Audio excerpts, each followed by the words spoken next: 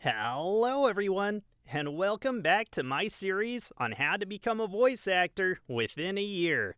Today, we're going over how to use a DAW, also known as a Digital Audio Workstation, for recording, editing, and creating audio files. For practicality purposes, I'm going to be using a free program that anyone can download called Audacity. It's Mac, Linux, and Windows compatible, link in description, and its learning curve is very simple. And it's a program that's industry standard even in professional circles globally. But this lesson will cover the main features that are pretty standard across all DAWs. So it's a good intro to DAWs even if you're not using Audacity. So to begin, first you'll need to download the program. There's a lot of scam sites out there, so be sure to only go to your brand manufacturer or audacityteam.org or audio.com for Audacity, which is their new sister site as is current for June 2026. Audacity now comes with Musehub, which has a lot of useful tools and additional downloads to add on to the program called Addons to further enhance your DAW. These can also be known as plugins and can be found in many programs and apps nowadays. We'll get more into that later. Once you install the program and get it up and running, you'll be met with this user interface screen. First, you'll need to understand what the record, stop, and play buttons are. Anyone who has ever owned a cassette player in the past will recognize these buttons immediately, especially if you're an 80s or 90s baby. This red circle button is to record audio through your microphone. Square is to stop the recording process, and the green triangle is to play the audio you just recorded. Typically, you won't be able to push play until you have stopped the recording process. Click Record, Stop, and Play to check if the DAW is working correctly with your equipment and to get used to the buttons.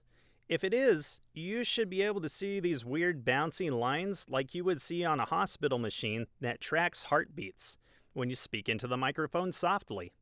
This is actually recorded noise, and if you see these bumps when you talk, then you are on the right track.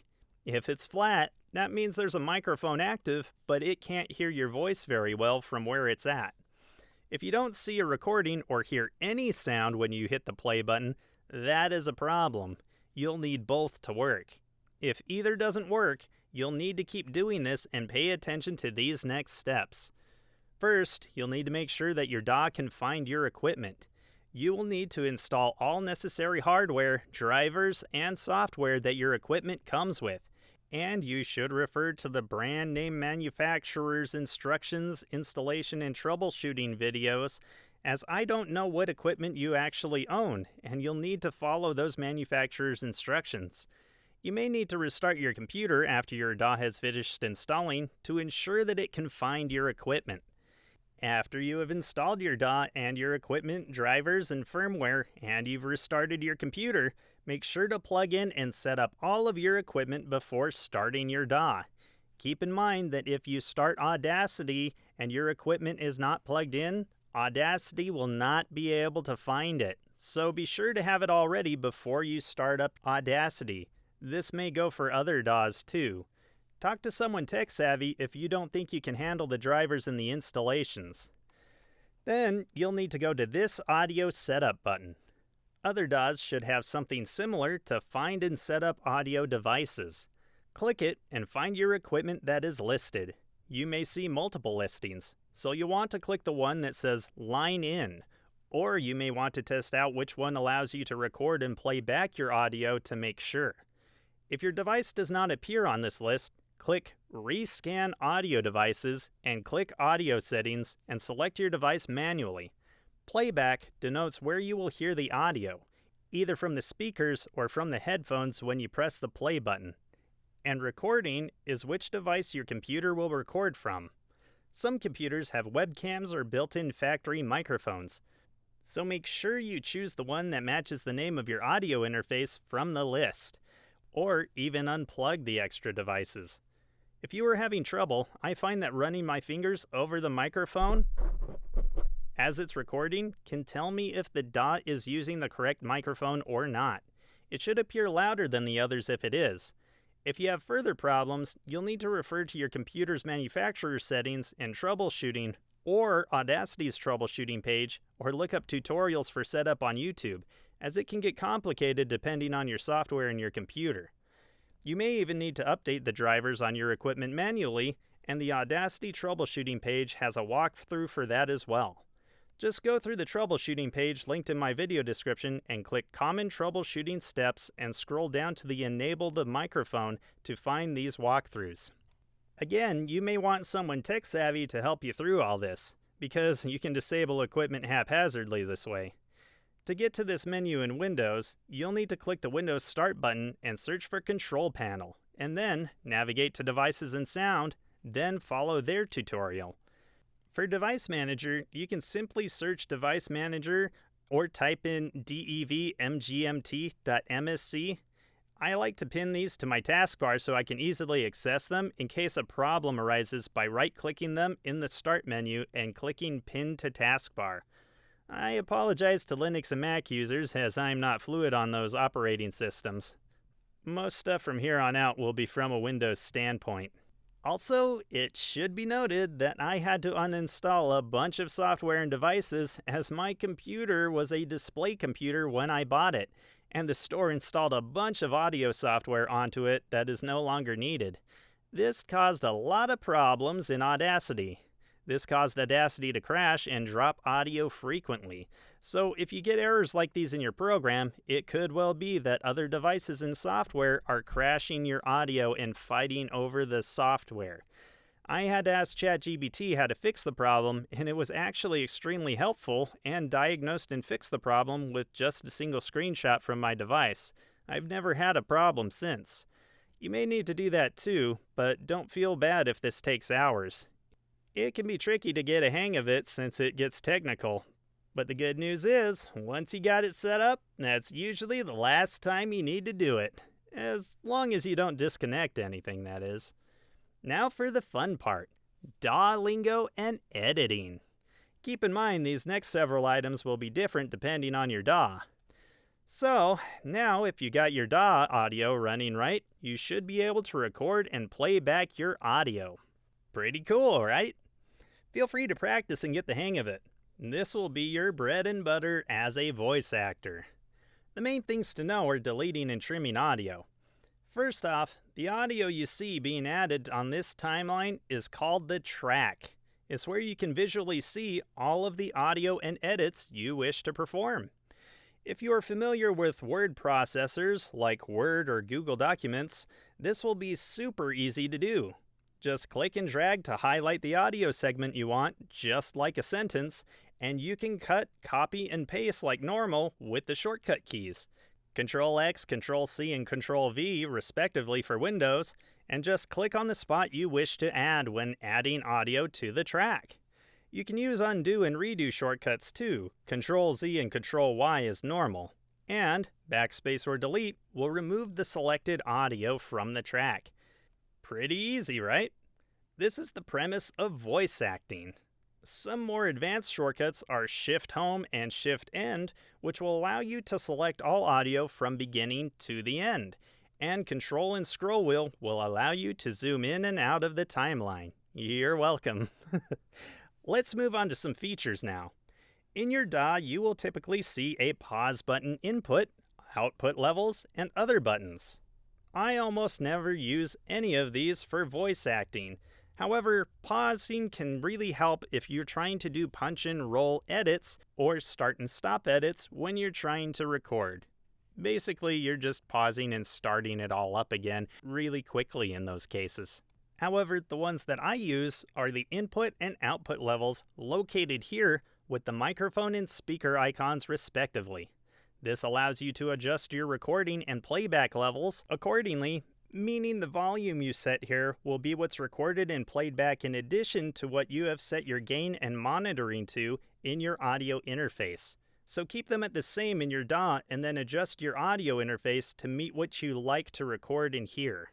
When you speak, a green bar will appear, and it should bounce mostly between -18 decibels and -6 decibels when speaking.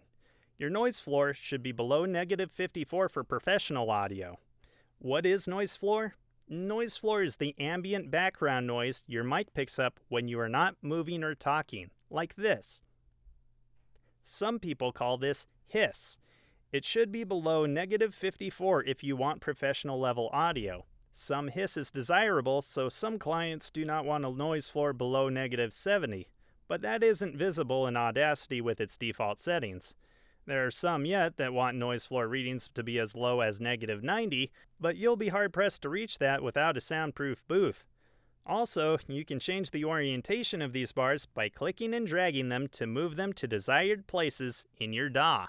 Now for spectral deletion, my favorite tool when it comes to removing bad audio. All you gotta do is go over to your track and hit this 3-dot button and find Multiview. It will show you kinda trippy infrared looking waves. These are all the noises that can be seen visually in your audio. It will be attached to the track below it. You can then look at the numbers on the left to see what wave frequency the noise is happening on. This is where it's important to know your frequencies. Mouth clicks are the most common and happen on the 1000 to 11,000 Hz spectrum, and you'll be looking in those areas for them. Where your mouth click is will depend on your voice. It could show up elsewhere for other people too. Mine typically look like this. All you gotta do is highlight the offending area, go up to the Effects tab, and scroll down to Spectral Tools and click Spectral Delete. This typically tends to get repetitive after a while, so I just reprogram the button to number 1 on my keyboard by going to the Edit tab, down to Preferences, then I click Shortcuts, and I type in the search bar Spectral Delete. Then I click Spectral Delete from the list, and then I press the button I want the shortcut to be programmed to, which in this case will be the number 1. Click OK.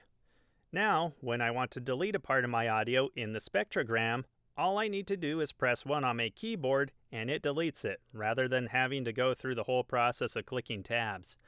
You can create shortcuts like this for practically any effect you desire to help speed up your editing. Now, to cover effects that you can add to change the sound of your audio.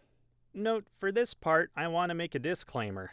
I want to keep this as simple as possible for new users, so I won't be going in depth into all the jargon and the uses of each effect, or even how to use them. I'll just keep it as generic as possible so as not to overwhelm anyone with the complicated stuff. Just know that for most of these, you'll be testing each by ear as you play it back, and then you'll click Apply to change the audio or hit the Undo button to revert the audio if you don't like it. You typically do this by highlighting the selection of the audio that you want to edit, then you go up to Effects, click whatever effect you want, and then you can apply it that way. For this, I won't be going into mixers or auto-tuners or anything like that can change your voice. We are voice actors after all, so we should be using mostly our own voice to get work as we start out. So, I'll just go over the main editing effects and the tools that you will need. First off is the Equalizer, known as EQ, is basically the fine tuner of your audio. It helps fix specific things on certain frequencies to remove the egregious offenders in your audio by changing its tone or removing rumbling and such. You could spend forever touching up your audio with this, but just know that referencing your spectrogram will help with these regards. For now, let's move on to compression. What a compressor does is it basically takes the highest peaks of your audio, called transitions, and the lowest valleys of your audio, called sustains, and brings them closer together to sound more natural. I'll go more in depth on compression and equalization in a further lesson, as there's a lot to unpack there. Most of your effects you will use will be here under the volume and compression drop bar.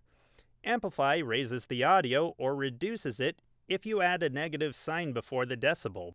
Auto ducking reduces the background music or noise so that vocals can be heard and returns them to normal. A limiter keeps your volume from going over a certain decibel level. Normalization makes your audio as loud as it can without clipping, and loudness normalization sets the audio's perceived loudness at a certain target range so it sounds more normal. Going down, we use fading to allow audio to fade in and fade out. Then, going down further, we have noise removal and repair. Click removal removes mouth clicks, but it should only be used subtly as it can distort your audio. Then there is Clip Fix. Again, it tries to remove audio clipping, but it's better if you don't yell so loud so that your microphone isn't spazzing out. Like this. Sound warning in 3, 2, 1. Ah! Noise gates are useful for live recording, as they reduce mouth clicks and background noise to make your voice sound crisp, but not as much post-production. It distorts audio in post. Noise reduction is much more useful in this regard. It reduces background noise for the entire track. You just need to select the background noise, without vocals, on your track. Then click Get Noise Profile, then go back to Noise Reduction and click Apply, and it will reduce it by the decibels you decreed. This can be helpful to achieve noise floor by a subtle amount. Less editing is more in post, so don't overdo any of these effects if you want your audio to sound good. Most of the magic happens in the vocal booth when you record, so don't go thinking editing will fix your mistakes or make you sound amazing. It's your technique that wins the day in voice acting. To add additional features such as plugins, you'll need to click Tools and go to Plugin Manager. Then, simply go down to the button that says Get Effects, then choose any and all you wish to add onto your DAW. Then, after downloading, you will go back to Tools, then Plugin Manager, then click Rescan. Click on your new plugin and enable it, and click OK or Apply. Then, you just exit and restart the program, and your new add-on effect will be available for use in Audacity. Last but not least, you'll need to know how to export and save your audio files. Clients are very picky about how their audio is formatted, so pay close and careful attention to any instructions given to you in your audition or your gig. WAV files are full audio files that can take up more digital storage space, and MP3 files are smaller compressed versions of the WAV file. Typically, for WAV, you will want to export in 44,100 Hz at 24 bits or 24 kilobits per second. If you are working on an indie game using RPG Maker, RenP, or Visual Novel Maker, 16-bit is usually the only file that is compatible, so that's usually a safe file to go with if you're doing a generic project. So if you're making an indie game, be sure to export in that format so it's usable in the software. For MP3s, the only format I've had to use is 192 kilobits per second. Make sure to change the bitrate mode to constant in order to export in this format. Clients are super picky about bit rates, and it can affect how they work, so always make sure to read the instructions to know what format is required by your client. But typically, constant and 192 kilobits per second are the way to go for MP3s. If you want more experience in how directors feel when assigning freelancers to their projects, I would highly recommend doing a project on Casting Call Club, or even doing a mock edition to get a feel for what it's like when people follow or don't follow your directions for a project. It can be really frustrating sometimes. Now, your homework for these 2 weeks is to download a DAW and get familiar with how it operates. Record yourself and listen to your voice, and try the voices for the genres you've been practicing, and fine-tune how they sound to make them sound good when you play them back. Continue practicing your voices too as you're doing it. I'm Tatagami, and I hope to have a new video out for you in 2 weeks. Tense situation and health depending. So thank you for sticking with me and watching. If you want more in-depth how-tos on how to voice act or how to find new voices, be sure to check out my Patreon where I have videos where you can practice along with me. Again, thank you so much for watching, and stay safe out there. Thanks for watching.